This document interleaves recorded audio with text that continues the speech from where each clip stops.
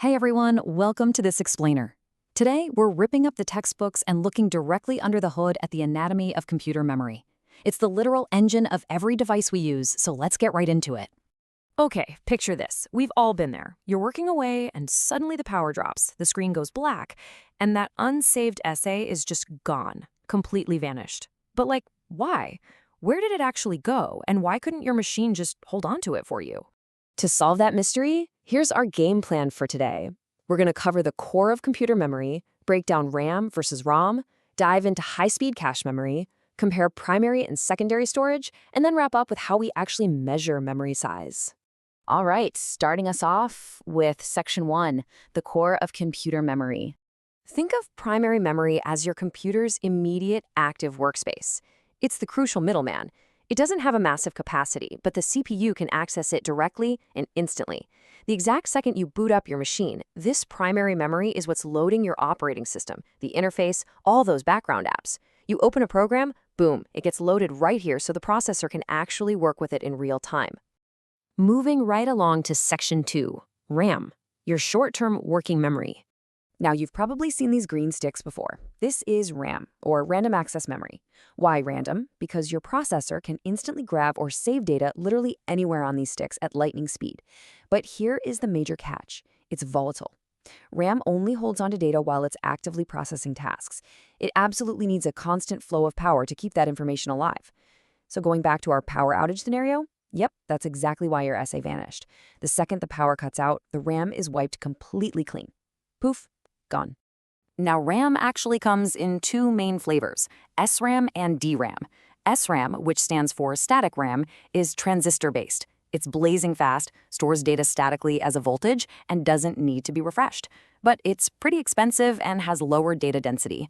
On the flip side, we have DRAM, or dynamic RAM. This one uses capacitors to store data as an electrical charge. The wild thing about DRAM is that those capacitors naturally leak their charge in mere milliseconds, so your computer is literally frantically refreshing it over and over again just to keep your data alive. Even though it's a bit slower and needs that constant refresh cycle, DRAM is cheaper and way denser, which makes it the go-to choice for your PC's main, everyday memory. Next up, Section 3, ROM, the permanent reflexes. If RAM is your computer's active short-term thought process, ROM, or read-only memory, is like the permanent reflexes it's born with. As the name implies, you can read from it, but writing to it, not so easy. This chip is completely non-volatile. It needs zero power to remember its job. The manufacturer bakes crucial firmware instructions right into it, like your BIOS, which your machine absolutely needs just to figure out how to wake up and turn on. Let's look at how this ROM technology evolved. First up is PROM, or Programmable Read-Only Memory. Unlike standard ROM that comes with data pre-installed from the factory, PROM is manufactured completely blank. You get exactly one shot, just one, to write your data onto it using a very intensely named device called a PROM burner. Once it's burned in, that's it. The data is locked in permanently.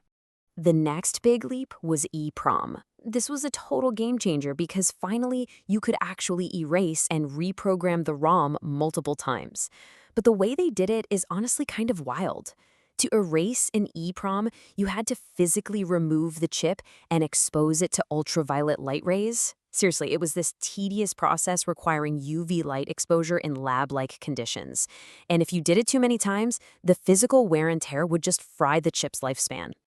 Eventually, we arrived at EEPROM. Notice the extra E at the front? That stands for electrically.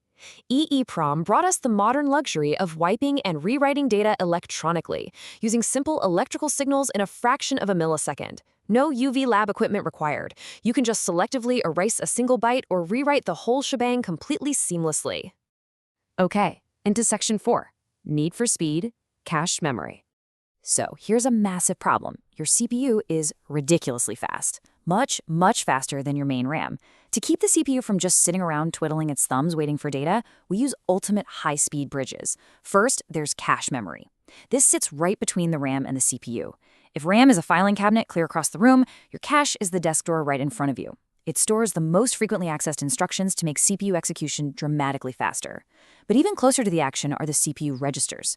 These tiny storage units are literally inside the microprocessor itself. They deliver the absolute highest data transfer rates possible for the exact instructions the CPU is working on right that second.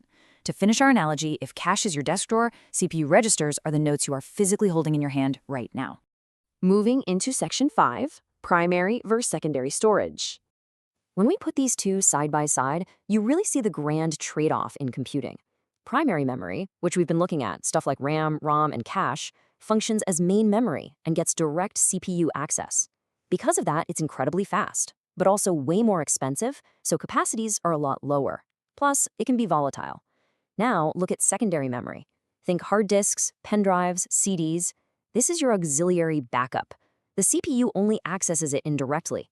It's definitely slower, but the massive upside is that it's vastly less expensive, so you get hugely higher storage capacity. And best of all, it's strictly non-volatile, meaning the power goes out, your files are totally safe. And finally, Section 6, measuring memory size. Everything we've talked about so far, every voltage, every lost essay, every massive operating system, starts right here at the absolute base level, the smallest unit of digital memory, a single binary digit, a 1 or a 0. We call it a bit. From that single tiny bit, things scale up pretty systematically. 4 bits make up a nibble. Yes, a literal nibble. 8 bits make a byte. From there on out, everything rides on the critical multiplier of 1024. A kilobyte is 1024 bytes. A megabyte is 1024 kilobytes. We follow that exact same multiplier up through gigabytes, terabytes, petabytes, all the way up to the mind-bogglingly huge yottabyte, which is 1024 petabytes of data. It is honestly staggering to think about how we bundle up microscopic ones and zeros into these colossal mountains of storage. Which brings us to a pretty massive question to leave you with. Considering the sheer exponential speed our digital footprint is expanding every single day, what exactly is the plan for when the mighty yottabyte just isn't enough to hold human memory anymore? It's a crazy engineering hurdle the next generation of computing is absolutely going to have to solve. Thank you so much for hanging out with me on this explainer. I really hope it gave you a better picture of the anatomy inside your machine. Stay curious, and I'll catch you in the next one.